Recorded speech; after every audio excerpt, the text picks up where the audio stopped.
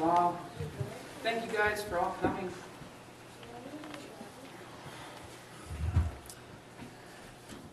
Try to pretend that you're 4 years old. It's okay to cry. It's okay to laugh. And I hope I do both when I read about Cindy's life. Because there was a lot of sadness, but there was also a lot of joy. So don't feel bad if you're crying, okay? Cindy was born on July 26th, 1958 in Vancouver. She was warmly welcomed by her two brothers, Dale and Gary, and her older sister, Karen. She was the last baby, so she was spoiled rotten by us. We doted on her every whim. She knew she had us all wrapped around her finger right from the time she was a baby. As soon as we got anywhere near her baby carriage, she would start, "Meow," and we'd go and rock her till she went back to sleep. She had us well trained. And she was so beautiful, who could ever say no to Cindy? She was her father's favorite, and she loved him dearly. The family moved to Takysie Lake when Cindy was only 6. She started elementary school at Cheslatta, and Mrs. Gregory was her first teacher for several years actually, and then we all went to Grassy Plains Junior Secondary. You know, the great thing about Cindy that I think a lot of you remember is how she would always stick up for everybody. The underdog, the person that was being picked on, she was the first one to stand up and say, "Hey, you can't do that." She always loved school and learning. She was 3 years younger than Gary, so she spent a lot of time entertaining herself. She would spend hours playing with her dolls, teaching them how to read and write, and scolding them if they didn't listen. We always knew when she'd had a bad day at school because, boy, she'd give them a good talking to when she got home. "You guys, sit down and behave." So we always knew. Times were harder in those days, and Mom would make chicken foot soup because no parts of chicken were wasted on our family. And that's probably one of the reasons why Cindy was so resourceful and could make meals out of just about nothing. She also loved to spend many hours making little books and pasting whatever she could find in them. One day she made this little book, and she called it, "My Bones Are Too Small." We opened it up, and here's all these little chicken foot bones pasted in little patterns. It was so cute. At that time, Bill Critchlow was our school bus driver, and she made him this little book of the alphabet. A is for apple, B is for ball, C is for, and on, and then she got to Q, and she was like, Q is for cucumber. Yeah. She was one of a kind. She got married in 1973, and she lived in Prince George and Vancouver for several years before coming back to Takysie, where she lived in a small log cabin about a mile in the woods with her husband Ron Hull and her two children Eugene and Ronnie. She stood barely 5'2". She weighed less than 100 pounds when she was younger, and yet she was the strongest woman I ever knew. She could physically do anything any man could do, and she was really proud of that. She planted trees for many years, and she was always the fastest on the crew. She was afraid of nothing and absolutely no one. Nobody would ever cross Cindy. Her motto was, "The bigger they are, the harder they fall." She would stand up to a grizzly bear if it got in her way. She was very proud of the fact that she was the best at whatever she put her mind to doing. She could hunt, gut, and butcher moose, cows, goats, or any other type of animal. She was very resourceful and literally lived off the land for several years of her life out in the woods. She trained her children to be strong and self-sufficient just like she was. She was an avid reader, and when she lived in her little house, her little cabin in the woods, she often read by the kerosene lamp, learning about many things, including faraway places that she dreamt of traveling to. She had no electricity or running water, and she spent many hours making clothes for herself and the kids on her little Singer tread sewing machine that she got from my grandmother. It was an antique, and she loved it so dearly. She had a real passion for all antiques, especially ones that were in the family. She also had a butter churn that we used to churn butter with when we were kids on the farm. She also had a beautiful antique hutch that she really loved that Ron had given to her. She crocheted and knit amazing gifts for people because she loved to give beautiful things so unselfishly.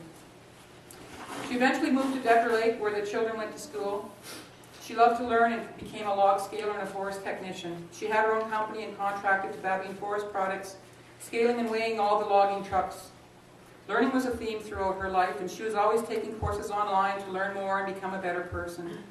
She loved to try new things, and she had many different jobs throughout her life. She built websites and blogs on her gourmet cooking and recipes, which were enjoyed by many people. She cooked something, and then she posted pictures along with the recipes and taught others how to make the most appealing, delicious meals. Cooking was a real art for Cindy. Eugene and Ronnie's father, Ron Hall, passed away shortly after their daughter Ronnie got married. Cindy moved to Houston, where she met Ken Hammond, and she spent the remaining years of her life there with him. She was a safety consultant and worked in Alberta for several years, but the commute was too far, and she didn't like to be away from home for so long. So she got a job, I think it's called the Super Value in Houston. Yeah, okay. I wasn't sure if it was a Super Value. Okay, part-time, so she could be home with Ken every night. She still worked hard, lifting produce boxes up to 60 pounds by herself. What an amazing inspiration she was for me. Cindy always loved the finer things in life and always had her fingernails done so beautiful with bright colors and beautiful rings on most of her fingers. She dressed up whenever she could, and she was so classy. I was always jealous of that. She loved her garden, and she grew incredible vegetables, which she loved to cook and can. She was always barbecuing or mixing up some new recipe or cooking something special, because that's what she really lived for. She would spend hours preparing gorgeous meals, like unbelievable. And then she'd just sit back and watch everybody eat, because that's where she got her joy, is from watching everyone else enjoy the good food that she cooked. She loved to entertain and sit outside beside her hot tub on the patio. She was very much a homebody and preferred people coming to her place so she could entertain them. And entertain them, she did. I do not remember a dull moment at Cindy's place. Excuse me for a second. One time when I was at her house with some of the tree planters, we decided, let's dye our hair. We had a few beers. So Cindy and I decided, we'd go blonde, so we bleached our hair until it almost burned our scalps off. Unfortunately, her hair turned orange. She went to sleep that night, and when she woke up in the morning, she forgot that her hair was such a terrible color. She walked into the bathroom, and she saw her reflection. She let out a blood-curdling scream that would have scared anyone half to death. She quickly got some brown hair dye, and that was her one and only day of being a redhead. Cindy took a lot of pride in her children's accomplishments and was always their #1 cheering fan, especially when Eugene was in the hockey league. She'd go there and she'd scream until she went home and she had no voice left. She loved her family very much and was so proud of her grandchildren. When Ronnie moved to Ontario with the kids, Cindy was very lonesome for them because they'd been so close. Ronnie's youngest at the time was Jenna, and she was diagnosed with cancer and had one of her kidneys removed. Cindy suffered almost as much as Jenna when she went through her radiation and chemotherapy.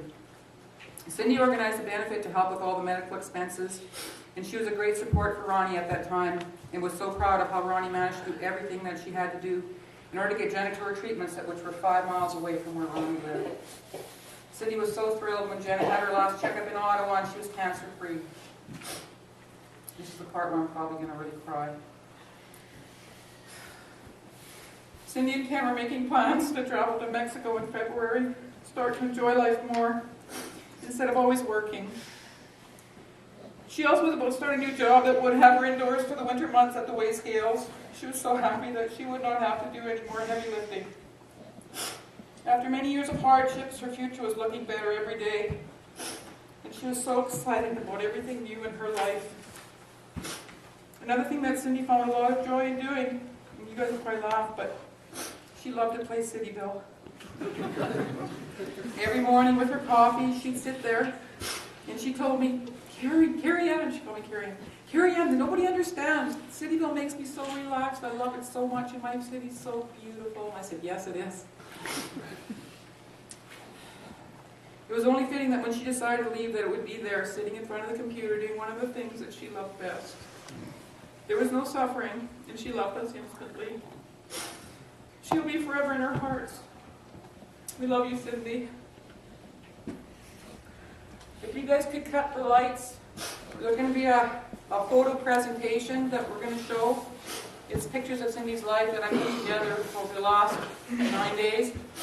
The music isn't there, but I think that, Diane, do you mind playing some music just to go along with the presentation? Thank you.